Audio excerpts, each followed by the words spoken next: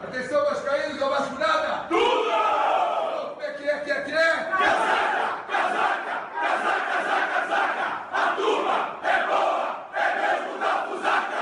Vasco, Vasco, Vasco!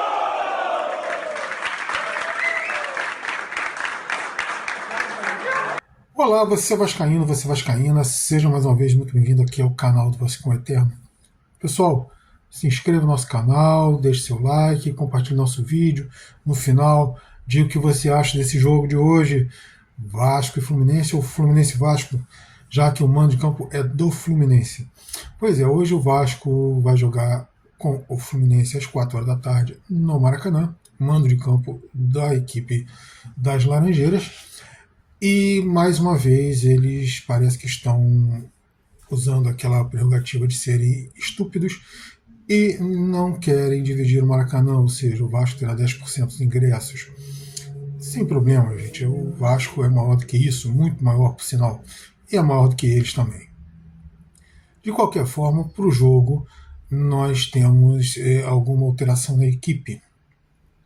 Muito mais motivado por lesão do que realmente por necessidade. É claro, a equipe não é uma super equipe, também não é uma equipe tão ruim assim. Mas nós tivemos algumas mudanças aí, alguns problemas físicos e devemos ter substituição da equipe. Eu acredito que o Vasco vai jogar com o Léo Jardim, Paulo Henrique, Maicon, Léo e na lateral esquerda o Piton. No meio de campo, aquele trio que vem jogando mesmo, que é o Matheus, o Esforça e o Galdamés. E na frente nós devemos ter, mais uma vez, Rossi, o Vegetti e pela esquerda o David. Assim, eu faria uma alteração nisso aí. Eu colocaria o Ryan de início, deixaria o Rossi no banco. Eu acho o Ryan mais jogador do que o Rossi, embora ainda seja inexperiente, mas ele só vai pegar experiência jogando. E então eu faria essa alteração. De qualquer forma, é uma equipe que tem condições de ganhar o Fluminense. O Fluminense não vem bem esse ano. Na verdade, aquele ano passado do Fluminense, para mim, foi muito mais uma aberração do que realmente um grande atrapalho. Assim, o Fluminense não tem esse time todo. Não é uma equipe ruim, veja bem, não é uma equipe ruim, mas também não era uma equipe para conquistar a Libertadores e estar metendo medo em todo mundo, como meio que aconteceu ano passado. Então o Vasco tem plenas condições de vencer esse jogo, conquistar os seus 6 pontos aí nessas 3 primeiras rodadas e ficar numa posição mais confortável um pouco no campeonato. Bom, de qualquer forma, eu não acredito que o Vasco tenha time para fazer uma campanha de parte de cima da tabela. Não com este elenco. O time até tem. Né? O time completinho ali, bem treinado, eu acho até dá. Mas não tem elenco para isso. O Vasco está jogando ali na conta do chá, tem um elenco na conta do chá e deve ficar ali. Eu acredito que até possa pegar uma Libertadores baixa, ou seja, uma pré-Libertadores, ou uma Sul-Americana alta, aí, ou seja, ali entre esse 9º e 8º lugar. Mas eu acho que o Vasco não passa disso. Acho difícil, que se for uma pré-Libertadores já é lucro.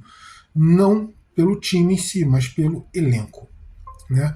Esperamos que esse próximo jogo, às 4 horas, o Vasco não cometa os erros que cometeu contra o Bragantino e que a sorte volte a nos sorrir. Não vi. Vamos lá, assim, todo mundo está reclamando das arbitragens e vamos lá. Eu não vi uma interferência da arbitragem no jogo Vasco e Grêmio, por exemplo. Assim, errou. Sim, teve pênalti não marcado para o Grêmio e teve pênalti não marcado para o Vasco. Então, eu não vejo o porquê esse grito, essa grita aí contra o Vasco.